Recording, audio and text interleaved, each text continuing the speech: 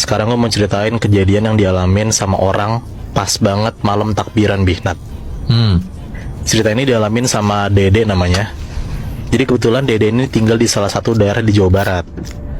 Nah si Dede ini ngakuin kalau selama ini, apalagi waktu pas momen-momen di SMA, dia tuh lagi bandel-bandelnya parah Bihnat.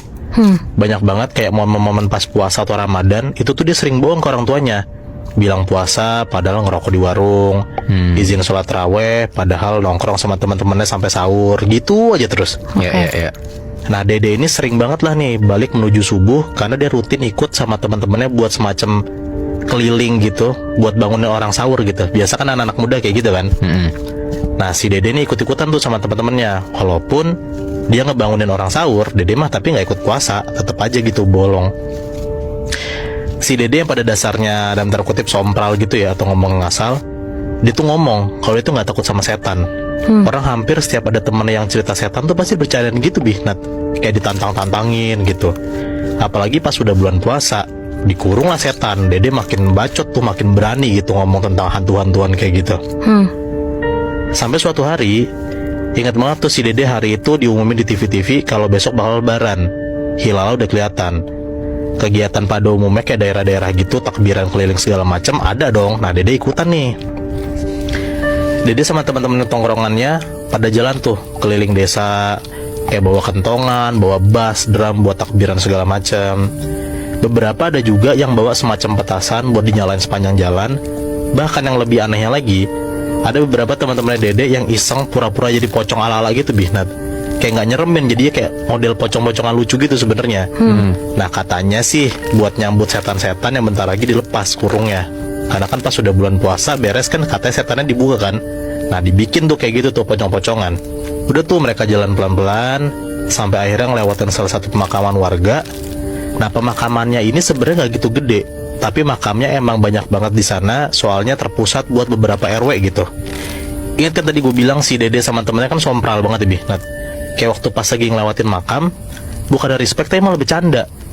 Bilang kayak gini nih si Dede sama teman-temannya, kayak kasiannya udah meninggal, udah nggak bisa salam-salaman, padahal bisa dapat THR sebenarnya gitu. Pokoknya ceng-cengan gitulah.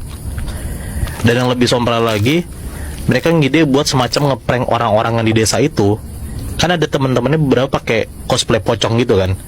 Nah Dede dan teman-temannya kepikiran buat ngagetin orang-orang desa pakai si pocong itu gitu. Nah Dede sama teman-teman itu yang lain pada ngumpet di balik semak-semak biar nggak kelihatan sama warga desa. Dan ternyata bener Bihnat, ada 2-3 orang warga desa ini sampai kaget, nangis, lari gitu karena diprank sama Dede dan teman-temannya pakai pocong-pocongan gitu loh.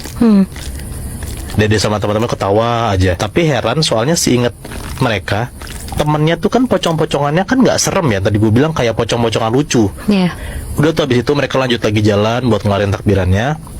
Teman-temannya yang pura-pura jadi pocong itu pun juga inget Dede, juga udah ngumpul ke rombongan dan bahkan udah nyopot pakaian pocongannya itu. Tapi pas ngelewatin gerbang makam, Dede tuh masih ngeliat kalau ternyata di lokasi temennya yang tadi ngeprank ada sosok pocong juga. Tapi kalau ini katanya Dede, pocongnya itu beneran mirip sama gambaran pocong pada umumnya. Beneran kayak kafannya putih, terus mukanya pucet. Pokoknya bukan kayak pocong-pocongan lucu gitulah. Dede langsung tuh bilang ke temennya, kalau ternyata dari tadi kayaknya orang-orang desa teriak-teriak bukan karena pocong-pocongan yang kita buat, tapi karena pocong yang satu itu tuh ditunjuk lah sama si Dede. Nah temen-temennya bilang, apa maksudnya bercanda mulu, orang gak ada sapa-sapa. Dede ngeliat ke arah yang dia tunjuk, pocongnya tuh hilang. Nah kejadian itu tuh terjadi waktu pas malam takbiran. Dede nggak takut soalnya dia mikir kayak kan gue keliling sama teman-teman gue rame gitu kan, jadi santai aja. Dan bahkan dia malah ketagihan tuh kalau beneran dia ngeliat setan, jadi mau nantangin beneran mau liat setan gitu. Udahlah malam itu selesai, besokannya mereka pada sholat itu. Terus biasalah setelah sholat id kan keliling desa tuh buat semacam silaturahmi gitu kan. Nah karena Dede itu punya banyak keluarga di desa itu, akhirnya Dede tuh harus nyeterin beberapa rumah sampai ke desa-desa ujung gitulah, karena harus nyamperin keluarga-keluarga yang jauh gitu kan. Sebenarnya Dede nggak tahu tuh saudara-saudara jauh yang disamperin siapa aja gitu. Cuman karena diajak sama orang tuanya, plus katanya ada yang habis kena musibah, makanya disamperin lah sama Dede. Sampai di ujung desa, ke salah satu rumah keluarga jauhnya si Dede, kayak di arah bukit gitu ya. Rumah itu sederhana Bihnat, gak gede-gede banget, tapi dalamnya tuh emang kayak ada labirin gitu, kayak masuknya tuh bingung gitu lah kata si Dede. Udah tuh dede sama keluarganya masuk ke rumah itu, ngobrol-ngobrol, dan di sana katanya cuma ada kayak teteh-teteh satu orang doang, nggak tahu siapa. Dede nggak merhatiin lah soalnya. Nggak lama si dede kebelet pipis. Dia izin lah nih sama si teteh-teteh ini. Katanya kamar mandinya itu tuh di belakang rumah Bihnat, jadi kayak kepisah gitu lah. Yaudahlah dede jalan tuh pipis ke sana. Emang pada dasarnya si dede ini emang orangnya kalau dikasih tahu batu ya. Dia itu bukannya habis pipis langsung balik, tapi malah dia habis pipis malah ngiter-ngiter rumahnya itu Bihnat, malah ngeliat-liat rumah. Udah tuh dilihat pelan-pelan sampai akhirnya dede nemu lah ada satu foto keluarga. Dede kaget banget di situ Bihnat, karena kata dede satu foto keluarga.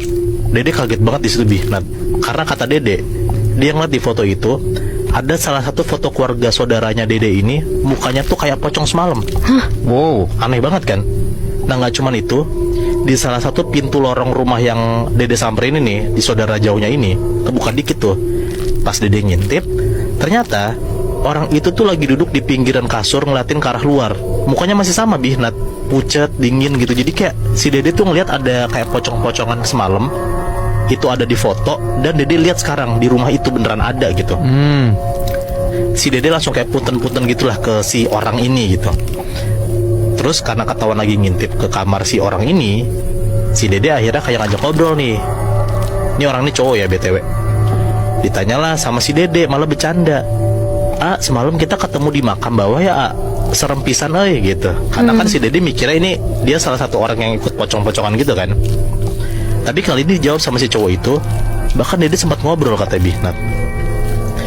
Pas asik ngobrol, dari arah ruang tamu dipanggil tuh dede sama orang tuanya buat balik. Udahlah si dede balik karena tadinya mau kayak nyekar ke makam gitu.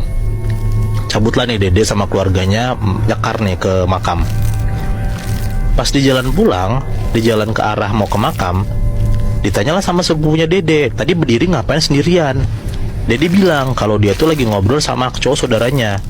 Tapi sepupunya tuh malah bilang kayak, ih ngasal ayah-ayah wae gitu. Nah nggak tahu tuh maksudnya apa, tapi kayak udahlah diemin aja gitu dede. Singkat cerita akhirnya udah sore, dede sampai makam. Nah kebetulan pas lagi sampai sana, dia tuh ngeliat ada beberapa tukang gali kubur lagi nyangkul tanah gitu Bihnat. Tandanya berarti ada orang meninggal dan mau dimakamin dong kalau kayak gitu. Iya. Disamperin lah sama dede orang ini. Ditanya lah kayak, itu siapa yang meninggal?